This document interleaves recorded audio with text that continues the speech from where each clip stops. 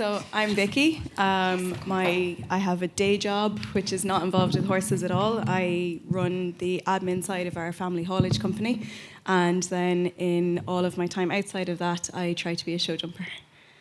I love it. And you do that very well. Sponsored writer as well for a couple of things. Olive? Told me I wouldn't have to speak if I agreed to come here today. She lied. She did not. And to be fair, this is mostly my fault. So, like, we had our chat and we tried to coax it. She lied, not for the first time, I might add. Tell us all the secrets. Tell us all of them. Well, I'm Vickie's mum, Olive, and I didn't grow up with horses. I lived in a town, and I was fortunate enough to go to boarding school where I met farmers' daughters who had ponies. Yeah. And I just loved it. And I have 2 brothers and 2 sisters, and I'm the only one who didn't end up on a farm. So it was more difficult to have the horses. So I joined a riding club, and I was in a riding club for about 18, 20 years.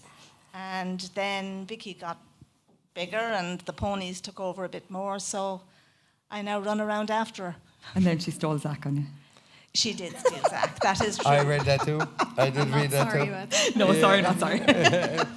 I like one of those things. Sorry, not sorry. Kate? So I'm Kate Dwyer, and I have competed internationally for Ireland in dressage. And I've been doing dressage all my life. I was born in Canada. My parents are both Irish. And we moved back here, and I've just always had a love for horses because my mum is obsessed with horses, so that graw has always been there for our sins and our poor purse strings. I've competed from ponies all the way up to International Grand Prix for Ireland. So that's my story. Love it. And I'm Maureen, Kate's mum. And when I returned from Canada with, excuse me, my husband died suddenly over there. Okay. He was only 45.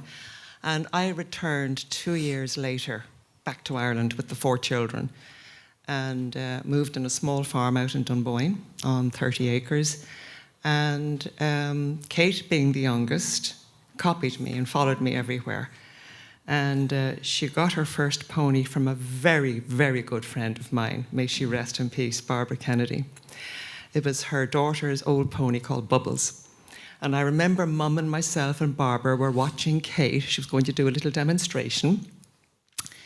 And in a little paddock, she had a bamboo stick and 2 buckets. And she rode Bubbles down to the jump. It was about 6 inches high. Bubbles said no, turned all the way back. No, turned all the way back. And the next thing, the voice says, I hate ponies and I hate Bubbles. I was mortified. There was Barbara who gifted us the pony. Yeah. Barbara was standing there and I didn't care at all. So I've been training on in Dunboyne and ran a livery yard. And Kate just, as I say, followed in my footsteps. And with the dressage, despite a lot of people telling me that you know, you really should be doing pony club and whatnot. But she was very tall as a 13-year-old. And she got her first horse, 16.3, at 13 and started dressage. 16.3. But she did do a little bit of hunting on her pony. Big shit. That's big. I'm a giant, Shane, I don't know. Yeah. Even I understand that. Yeah. And Monty... Adventurous, like. But Montana Bay, Monty, was a wonderful find for us because he was skin and bone, and the people who had him on trial with us decided that he wasn't for them, but that they couldn't send him back because he was so poor. So we thought, well, we'll help them to sell him. In the meantime, Kate rode him, and she fell for him, so we bought him. And he ended up on the team, the European Championships for young riders. Wow. And he took us all the way around the world, France, Germany, Czech Republic, UK, he was in Denmark. And then he finished as a national champion at Intermediate 1. So it was a fairy tale. That's amazing. Fairy tale. You couldn't write that. Like, and obviously breeding plays a huge part, and it's a massive part of what we do. But it's these type of stories. Yeah. It's this that needs to be discussed, as well as the people that have huge purse strings that Yeah. they can come in. But it just goes to show that everybody has a chance and availability if you're willing to put the work in. Absolutely. That's the whole thing. Just ride for yourself. Whatever you're doing, you really do it for yourself. Yeah. But to be good at whatever it is you're doing, you have to have a passion Oh, yeah. and an absolute love of the sport, and find people who will help you. And genuinely, if anybody came up to me and couldn't afford a lesson and they were mad keen, there's no way I'd send them away. And I believe That's that. amazing. That happened to me in my life. I got some real breaks, shoveled a lot of you-know-what for free lessons. But it's out there. Yeah. You can get super training if you have a wish to do it. Sinead touched on it earlier. If you don't ask a question, you can't get the answer. But also, if you put yourself in the right positions or the right opportunities, well, then opportunities will open up. I wanted to ask, like, when we were talking about this and we were sort of coming up with the panels, we felt like, when was the first time we talked about Two of a Kind? A year ago? Oh, more. Year and a half ago. A year and a half ago. Yeah. I'm just going to throw my questions away because Shane is just going to go. Thanks, Mark. You can ask your questions. I wanted to know, what have been the most special moments? So mother-daughter relationships. What we wanted to try and do when we were doing Two of a Kind was showcase the personal relationship, the experiences, the journey, the stories. So across for you, what has been the most special moments or memories, I suppose, that you have in the journey together, because it's different in so many ways. And we'll start with the non-equestrian, because I'm a non-equestrian too, and we're going to have each other's back here. Well, I'd say Vickie was probably going to give up the horses until I bought Zach. Zach was on a notice board advertised for sale in TRI. He came with a white book. Thanks, TRI. He was the most horrendous shape, but I was only looking for a happy hacker. He was 6, and I didn't do anything about it. And then Vickie said to me, "Mum, my own horse had COPD, so I was looking to replace him." We didn't have huge funds to buy horses, and we went to look at him. Vickie rode him. I wouldn't, because she only had a dressage saddle, and I'm 5'0", so it was going to be a pointless exercise. I just say they had to roll the stirrup leathers for me. So. She did. The girl who was selling him didn't own him, but she was selling him. She said, "I'm not a show jumper," and she ran him into the bottom of a fence, and he still jumped it anyway. And she admitted she was not a show jumper. Okay. So it evolved. We ended up buying him. And I suppose I could still burst with pride with the success she's had on him. He's not for everyone. Yeah. He looks like everyone's fun horse, but he is very tricky. Oh, he's quirky. Yeah, we've all seen Zach in action at some stage. He stated well, to be fair. Her biggest success riding him, I think, is that her firm belief is that he knows she loves him, and she believes when they get there, he will actually jump. And you have to let him roll the way he does. We didn't change anything about him because he was gone beyond that. Yeah. Winning the Grand Prix in Balmoral, I ended up crying. Emotional as it was, because I just never imagined, not because I thought she was no good, but when you're in against a big field of professionals, it's very hard to see yourself on the winning podium. Yeah. And then Hickstead, the Speed Derby, just was, that was something else. 15-2, watching her in the chute on her own, thinking, oh my God, I wouldn't walk the course. It looked massive. You didn't walk the course at all? I did not walk the course that day. You didn't walk the course with you? She jumped the Grand Prix My the day dad, before. who spent his time walking the course, going, "God, Vic, these are huge. These are huge. These are huge, Vic." And I You just must have had went, loads of confidence then, yeah? Yeah, confidence was way up here going in. So he's 20 this year, and we need to get him back out competing because he's becoming a brat at home. He careered around the arena 3 times with her yesterday, out of control, because she tried to reprimand him. So we need to get back out on the circuit. So I suppose just she works so hard. She gets up early to do the horses. I work part-time, so I do the yard when I can. And then she goes and does her day job. But for anyone who doesn't have mega bucks for a horse, don't give up. It's the same trend going through all the points here. Yeah. Don't give up on your dream. It is possible if you can just get the breaks. Vickie writes to people asking for sponsorship in whatever way. She'll do social media for them. Just keep plugging away. You'll get there. I like that. Maureen, Kate, more special moment and the journey so far. What have been the stand-up moments and memories for you? Well, I suppose the special moment for us was, is this turned on? Yeah? It was You're okay. We'll make sure you're heard. was Doha. Winning the Grand Prix special in Doha was just like yourself. I never ever thought that I'd hear the national anthem with my daughter up on the podium, and it was absolutely amazing. It was a fantastic journey and a wonderful experience. And the horse was just amazing. I mean, he flew out. This was all paid by the Qatar government. We were put up. Where's Sarah? Sarah came with us. Sarah was my super groom. We've seen the photos, Sarah. Oh, yeah. You can't get away And with the this. YouTube video. Oh yeah, folks. By the way, right? Sarah's gonna kill me. Sarah's going to kill us. There is a cup of tea with Kate Dwyer. Is that what it's called? Yeah, so Sarah told us yesterday, she done an interview with you. She was telling us last night over dinner that she was in media before she knew she was in media, and then she said that there was a video on YouTube. Of course, myself and Muireann, because we're so supportive of one another as co-founders, went straight to YouTube to try and find the video so we would have ammunition. We couldn't find it. Then Sarah found it and stupidly showed it to us. So later tonight when we're having drinks, we will 100% be watching that interview tonight. Oh, I'm putting that up on the screen later on. I just think it's best everybody heads home nice and early this evening. The late's on, And it's a 35-minute or 30-minute interview as well. So Well, let's just Carly, put it this we'll way: do we're some our editing on that. We'll do some editing and put it up on Equitas, yeah. Well, we're our normal cool selves, I have to say. Yeah, we come across really well. I think Sarah even got a still of me with doing a funny face that I don't even realise I do. So I looked. What was that experience like for you? I mean, you were the first, I think, weren't you, to go and win that? Yeah, I was the first Irish person to win a Grand Prix special 5-star.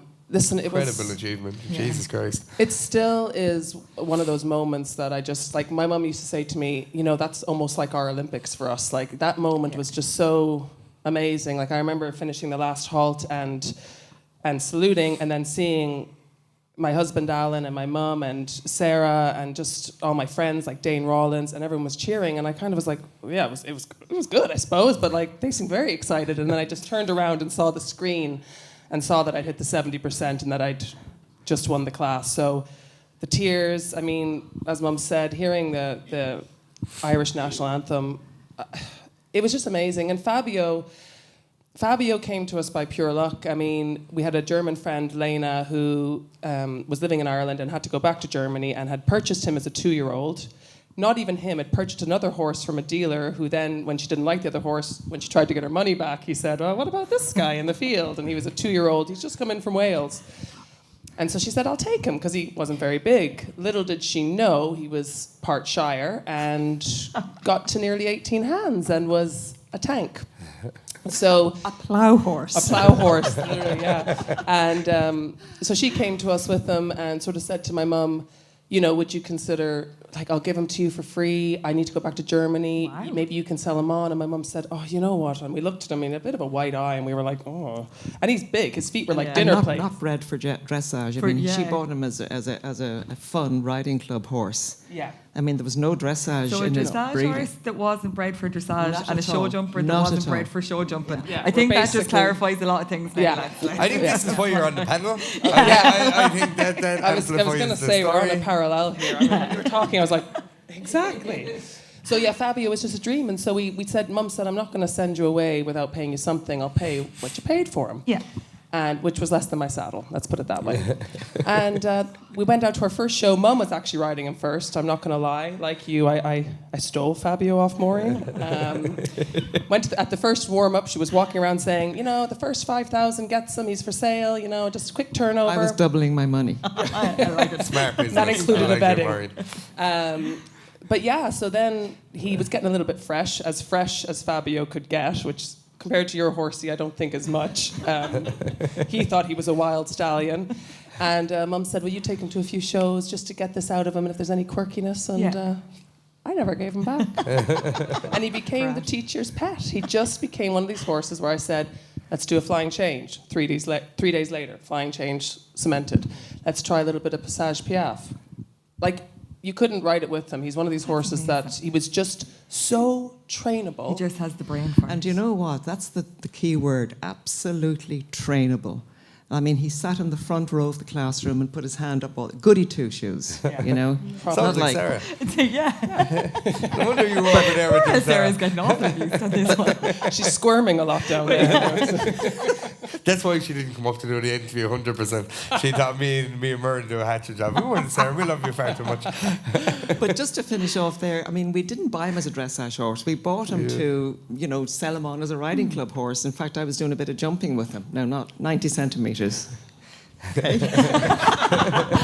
And I mean, he cost us all of 2,000. I mean, he was just an amazing fairy tale. And one of the liveries we had at the time was a man called Dermot Cannon. He's a List 1 judge, one of Ireland's top judges. And I said, Dermot, come and see our new horse. And he came around and he looked at the horse and he said, yeah, he's nice, but please don't tell me he's your future dressage horse. And I said, he's not. Well, he's won every level, national champion, just everything. Incredible. So that's And Dermot did become one of his number one fans. So You have to backtrack when that happens. Though. You don't really have a choice there. But it's all in the training. It really is. You don't have to go out with a big fat checkbook because you still have to ride horses in our game down the centre line and do all these manoeuvres. Mm-hmm. And you need to strike up a partnership, and coaching does make a difference. Oh, definitely. Find a good coach, and the training will get you there. Absolutely will get you there. I love Like that. Vickie. Vickie keeps looking at me, lads, going, please By the way, leave did me you know alone. Vickie has a nickname? Sonia's going to kill you. Did you know she has a nickname? You're going to be in trouble with Sonia and Sarah. And Sarah? You're brave enough to say it. I'm not saying it. I might. Fine, I won't send it. Fine. You can all ask Vickie after Actually, this what her that's nickname a is. better way to do it. Straight after this, when Vickie gets down off stage and we wrap it up, go over and ask her what her nickname is and ask Sonia what her nickname is. I'm going to leave that sit there and then leave it up to you. Sorry, I interrupted you. What do you think your biggest learning from your mums have been? Like, they're your biggest supporters, they're your biggest fans, they're at every show, they've backed you every step of the way. If you could pick one learning, what would it be? Always look for the positives. Always. It's a Love running that. joke with us. We're travelling to a show and the rain is bursting out of the skies. And I say to Mum, we're going to get wet today. And every time, without fail, she goes, it looks bright in the direction we're going. That's every time. And, you know, if I'll come out. But, like, even if I've had a bad round, and we've just learned over the years that if it is a bad round, she knows by my face that I'm not happy. Yeah. She'll go in her direction, I go in mine, and we leave it for 15, 20 minutes for the processing to happen. Yep. And we'll come back, and she'll always say to me, yeah, but 3 weeks ago he wasn't doing this, or you got your change there in the corner, or You can pick your you know, this time last year he was at 90s, he's just jumped clear 120. You know, what do you want for? And it's kind of to look at the positive side all of the time, but always to look at where you've come from. Yeah. You know, like we're coming Perspective is from. so important. Yeah, like I got my very first pony from a very generous Santa, and the only thing she taught me was how to sit a book. That was it. That was the only benefit, really, from her. And then by accident, I got a little 13-2 pony that Mum rescued. He had a really bad start in life. He was only 5. We took him on, and we went from, like, we've come from me having a pony for Pony Club to us travelling to Hickstead to jump the speed derby. So, I mean, the sunny skies are there. You just have to look for them. I love it. Absolutely love that. That is brilliant. Kate, what do you think? I suppose my mum always has said to me, firstly, that hard work pays off and the cream always rises to the top. So if you really put the effort in. Oh, my word. Yeah, and like Vickie's mum, I mean, that support and always looking for the positive, and yeah, she definitely has to give me space sometimes after some of my tests. It'd be wise for a lot of people to stay away.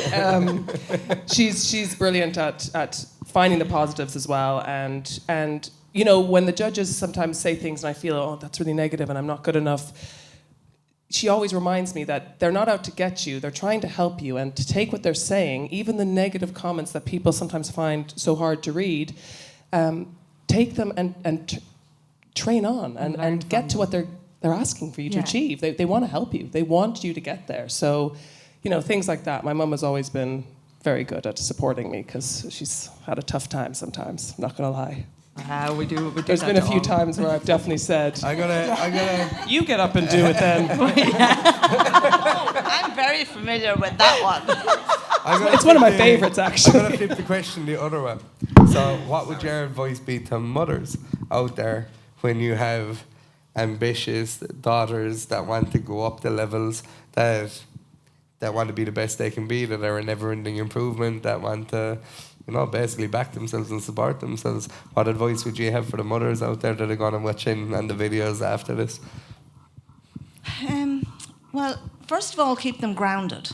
I see a lot of kids today with very expensive ponies, but their manners are somewhat lacking, if I'm honest. As I say, we've never bought a maid horse. We've had to work with low budget and do the best we can. We've been lucky. The 13-2 pony, we brought him up to grade A. He was a little superstar.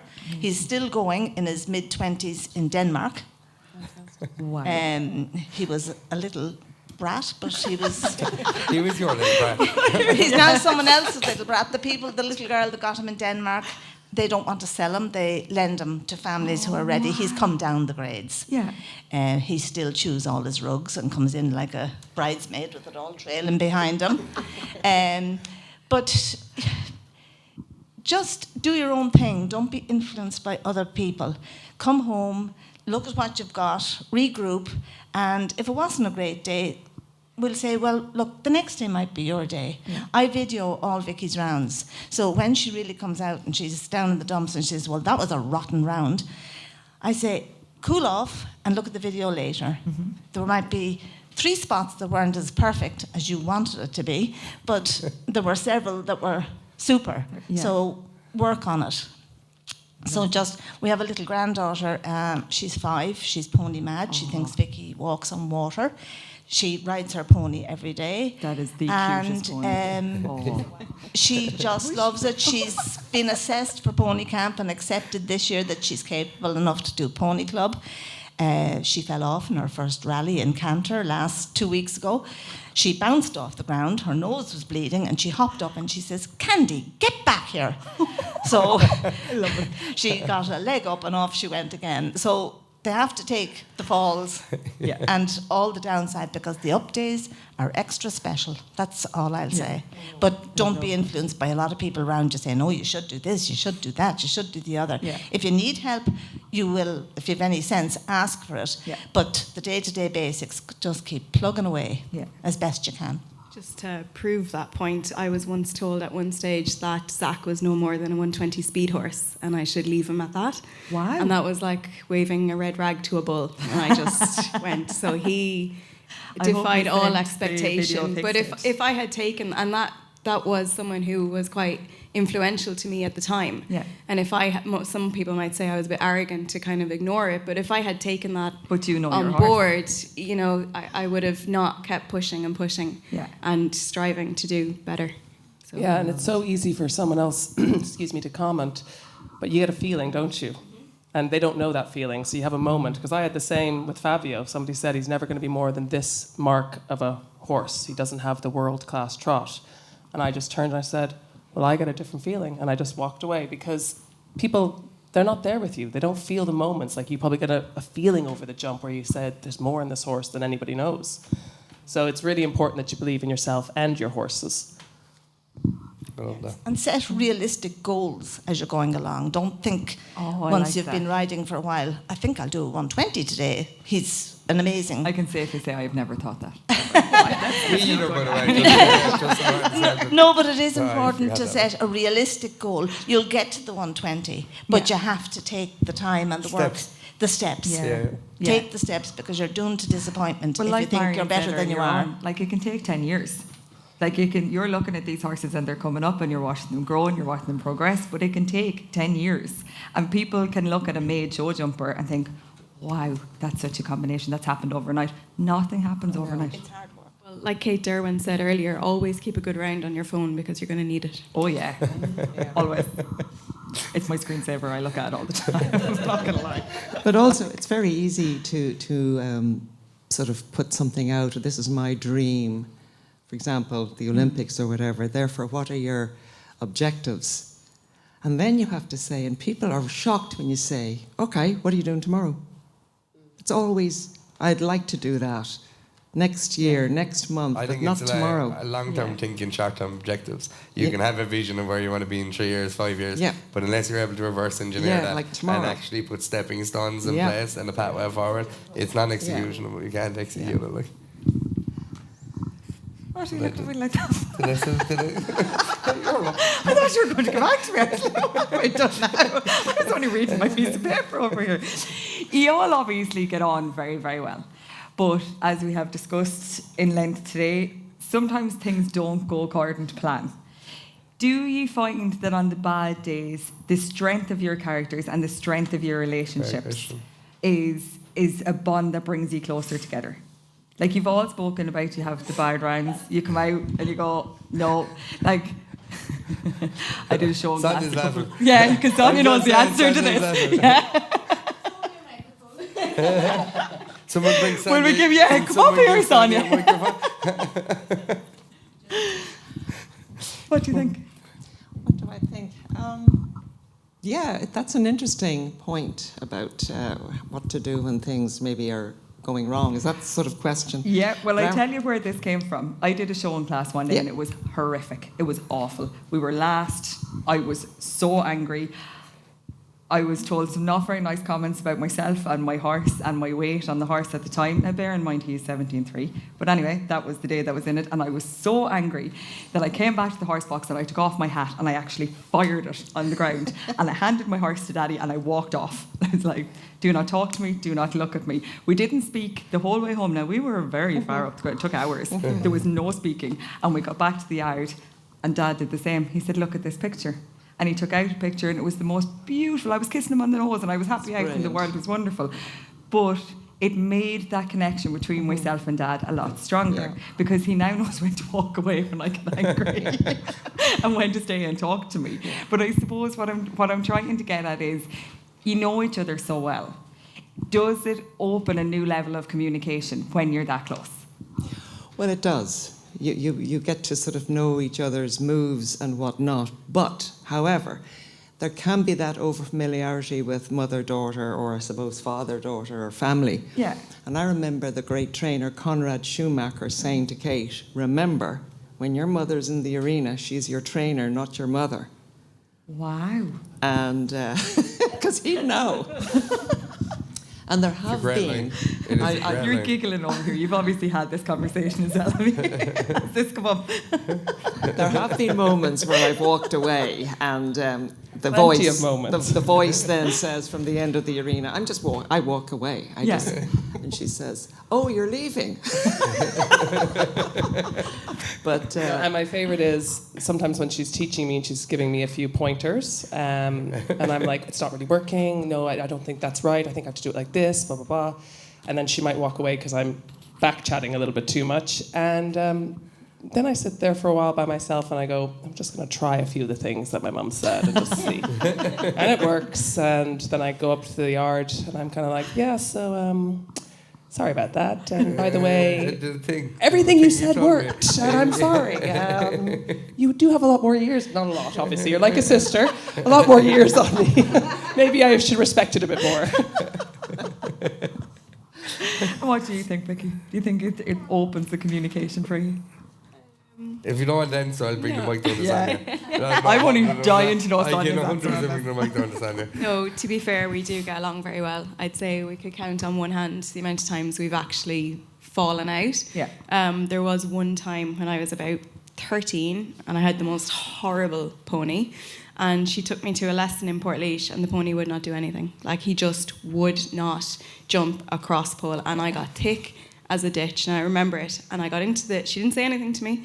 We untacked the pony, we got into the Jeep, pony was loaded, and she just turned to me and said, if you ever behave like that again, that pony will be out of the yard and that'll be the end of it. And that was the only time Yeah. I have ever... We don't fall out. At this stage, we know each other so well and we work together so well that if it's not working out, we just walk away. We take 10 minutes space and just... to be fair, Mum kind of lets me take the lead with the horses, so it's more of a what do you want as opposed to...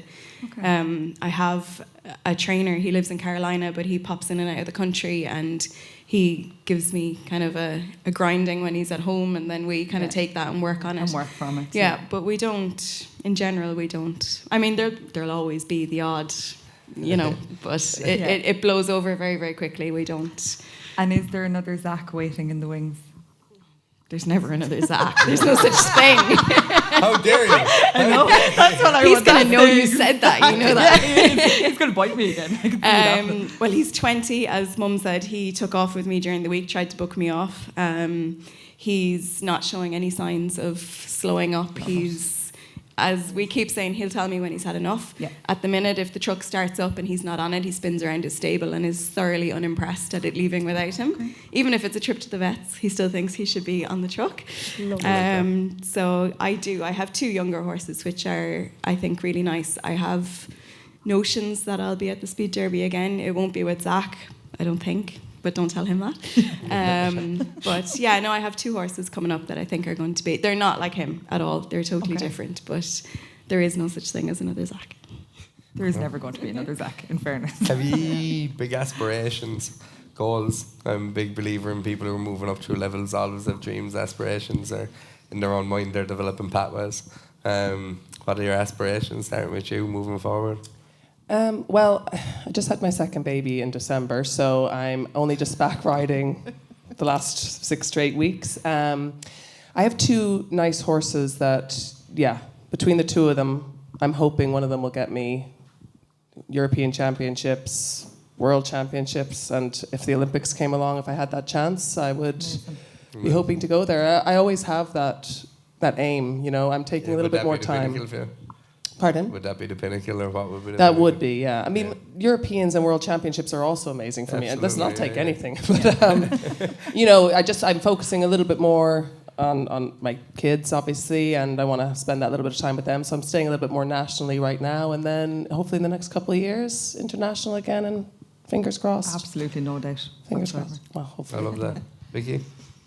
Well, I don't have kids, so Me either. they're not important to me. I would love... I would love to get back to Hickstead. The feeling that Hickstead gave was just amazing, to come from such an amateur background and to be seen as such an amateur in this country, to get to the Hickstead Speed Derby and be up there with all the big boys. And I think I have 2 younger horses. One is 11, one is 8. I think the 11-year-old will be a perfect Derby prospect. So I would love in the next 2 years to get back there. Like Kate, I've been out and I wasn't pregnant, but I was injured. So I haven't actually jumped around since last October. So we're back out on Sunday for the first day out. So we won't be doing anything major this year except blowing off the cobwebs, but maybe next year we'll. It's got so expensive, it all depends. How do you think your mindset affects you when you're coming back like that after a break? Like, you're very confident, and you're very confident on a horse. You can look at me like that all you want now. You're very confident on a horse, and you ride very, very well. But do you think that it takes more of your energy and more of your power when you know that you've had a break? Oh yeah, absolutely. For starters, they're all nuts. They're all fresh. Yeah. They're giving me hell at home. But yeah, it does knock you. I mean, I had a fall that I came down on top of my head, crunched 2 vertebrae in my neck. They're compressed, bulging discs, pinched nerves, and you're in so much pain that I kept riding and learned to ride through the pain. But at the end, it just won. It wore me down. When you come back, you do always have that kind of in the back of your head, if I fall again, this is, I'm in trouble. I did buy an air vest. I think they're brilliant. My surgeon rolled his eyes at me when I told him. I thought this was the best thing ever, but he thinks I was utterly nuts to get back on in the first place. Yes, it does. But I mean, I'm in a very lucky position that I have my own horses. very few and very select about what I take in for other people. At the minute, I only have my own 3.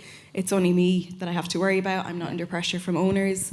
I'm very lucky that I have sponsors that have stuck with me through, I mean, the last 3 years I've been on and off. I've not had a 6 months consistency because of my injury.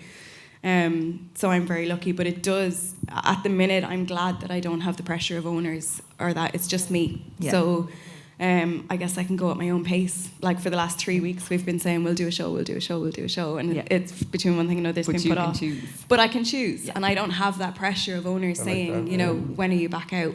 Why aren't you back out? Yeah. You know, what's the problem here? Yeah. So, but it does, it's at the back of your head. I mean, when Zach took off with me the other day, although with the air vest, when it costs you €30 to fall off, it gives you extra stickability, so that helps. I will take the €30, I think, in fairness. We'll cut that one. Shane, do you have any more questions for the ladies? I don't, no. I've absolutely loved this and getting to know you and all the stories. This is what we wanted to do with Two of a Kind 18 months ago, was to hear these stories and hear the journeys and the trials and the tribulations and they connect in the relationship. No, absolutely not. This has been absolutely amazing and everything we wanted it to be. Thank you. Well, as a mum, I'd just like to finish up and say it is the most fabulous camaraderie if you... Like Vickie and I, now I have 2 boys as well. They learned to ride as well, but they wouldn't tell me if they were dead in the field now. They have nil interest whatsoever.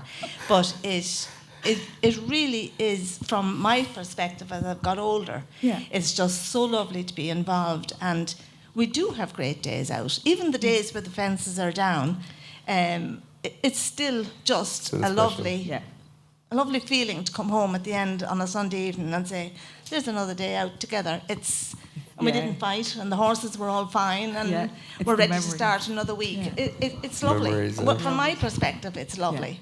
I love that. She even comes to the bar with us in Cavan. She's full on. We're going to the bar in Cavan? That's a good idea. Yeah. She's fully immersed. I think we're quite similar, actually. What's his name again? Porrig, I think, is the barman's name when we were there. I love it. Well, ladies, thank you so much. Really, really appreciate it. That was unbelievable. Absolutely brilliant. That was thank you so much. Absolutely fantastic. Thank you so much for inviting us.